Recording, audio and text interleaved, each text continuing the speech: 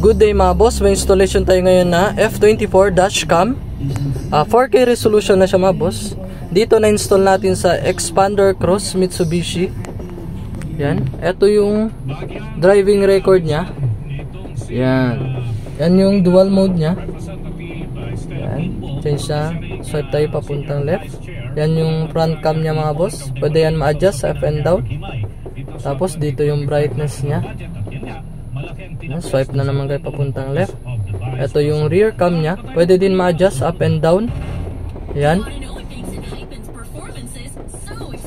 Swipe. Pabalik-balik lang yan mga boss. Then, sa settings nya mga boss, nakaset na yung time, yung date. Set na yan lahat mga boss. Then, dito naman sa parking guard. Ito yung mas maganda mga boss sa parking guard. May parking sensor na siya. Yan, kahit naka-off yung engine nyo, naka-off yung dashcam, meron nakasagi, automatic siya magre-record mga boss kasi may built-in siya na parking sensor. Ito yung maganda sa kanya mga boss. Then dito makikita yung video niya sa file management.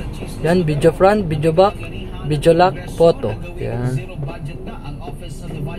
Then try natin yung reverse mga boss. Pag mag-reverse kayo, automatic na siya magti-trigger sa reverse camera. Yan. Yun lang mga boss, visit our shop sa Andres Auto Accessories, Governor Ramos Street, Santa Maria, Fronting Circle sa Tiaus.